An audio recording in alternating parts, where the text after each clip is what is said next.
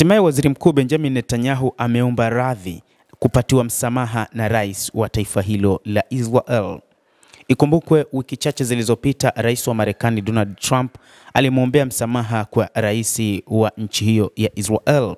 Hata hivyo alimwambia anapaswa kwenda kukutana na rais huyo na kuomba radhi. Licha ya kwamba alikataa awali, sasa Netanyahu ameomba radhi rasmi.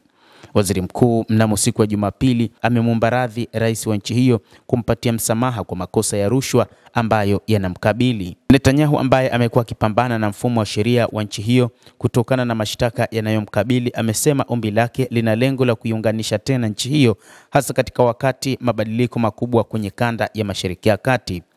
Hata hivyo ombi hilo tayari limezusha ukosoaji mkali kutoka kwa wapinzani wake ambao wamesema iwapo litakubaliwa litafutia doa mfumo wa utoaji haki na taasisi za kidemokrasia na kuonesha kana kwamba Netanyahu yuko juu ya sheria ya utawala huo. Wachambuzi wa mambo wanasema kwamba ikiwa Netanyahu atapatiwa msamaha na rais katika taifa hilo, ni wazi atagombea tena nafasi ya waziri mkuu, jambo ambalo halitokubaliwa tena kutokana na katiba ya taifa hilo. Kuomba radhi maana yake ni kukubaliana na makosa hayo, na hivyo kwa mujibu wa sheria anapaswa kupewa adhabu kulingana na makosa yake. Katika taarifa iliyotolewa siku ya Jumapili, ofisi ya waziri mkuu huyo imesema Netanyahu amewasilisha ombi rasmi la kupatiwa msamaha kwenye ofisi ya sheria ya rais wa nchi hiyo. Ofisi ya rais imekiri kupokea ombi likitaja kuwa lenye uzito mkubwa na kwamba matokeo yake yatakuwa na umuhimu kwa mustakabali wa Israel. Mwenyewe Netanyahu amesema analenga kufikisha mwisho kesi dhidi yake ambayo imesababisha mgawanyiko mkubwa katika taifa la Israel. Netanyahu amekuwa waziri mkuu wa kwanza aliye madarakani kusimama kizimbani katika historia ya Israel.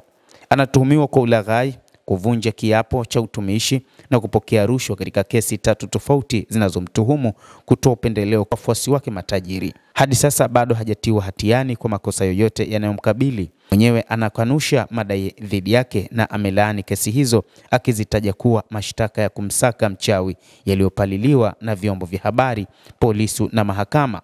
Lakini sasa amekubali na kwenda kuomba radhi. Maana yake amekubaliana na makosa hayo.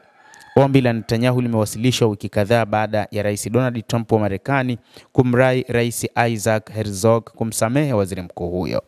Mapema mwezi huu Trump pia alituma barua kwa rais Herzog akitaja kesi ya Netanyahu kuwa mashtaka yaliyochochewa kisiasa na yasiyokuwa na msingi.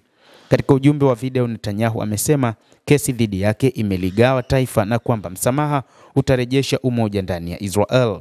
Pia amesema sharti la kumtaka kufika mahakamani mara 3 kila wiki limekuwa changamoto kubwa kwa upande wake kwa kuiongoza vizuri serikali. Kuendelea kwa kesi hii kunatusambaratisha sisi wenyewe, kunaongeza migawanyiko na kuzidisha tofauti baina yetu. Nina hakika kama ilivyo kwa wengine humu nchini kwamba kuhitimishwa haraka kwa kesi hii kutasaidia sana kupunguza joto na kuharakisha maridhiano ambayo taifa letu linayahitaji sana, alisema Netanyahu. Netanyahu amesimamishwa katika kizimba mara kadhaa mwaka uliopita, lakini kesi yake imekuwa ikiahirishwa mara kwa mara kumruhusu kushughulikia vita na machafuko yaliyotokana na shambulizi la Hamas la Oktoba mwaka 2023. Ombi la msamaha la Netanyahu linajumuisha nyaraka mbili. Moja ni barua iliyotiwa saini na wakili wake na nyingine ni barua aliyotia saini yeye mwenyewe. Zitapelekwa kwanza kwenye wizara ya sheria ya nchi hiyo ili kupata tathmini ya kisheria na kisha zitawasilishwa kwa mshauri wa sheria kwenye ofisi ya rais ambayo itaandaa mapendekezo ya ushauri zaidi kwa rais. Wataalamu wa sheria wamesema ombi la msamaha haliwezi kuzuia kuendelea kwa kesi. Haiwezekani, amesema Emil Palmore, katibu mkuu wa zamani wa wizara ya sheria alipozungumza na shirika la habari la AP. Huwezi kusema kwamba huna hatia wakati kesi inaendelea na unakuja kwa rais kumwomba aingilie kati, amesema. Njia pekee ya kusimamisha kesi hiyo kwa mujibu wa Palmore ni kwa mwanasheria mkuu wa serikali kutangaza kutokuwa na nia ya kuendelea na shauri hilo. Ombi la msamaha la Netanyahu limezusha ukosoaji mkali kutoka kwa wapinzani, makundi ya kupigania demokrasia ambayo yamemtolea mwito rais Herzog kutokubali ombi hilo. Hauwezi kumpatia mtu msamaha kabla ya kukiri kosa, kuonesha majuto na kutangaza kujitoa mara moja kwenye maisha ya siasa kwa maana ya kujiuzulu, amesema kiongozi wa upinzani Yair Lapid.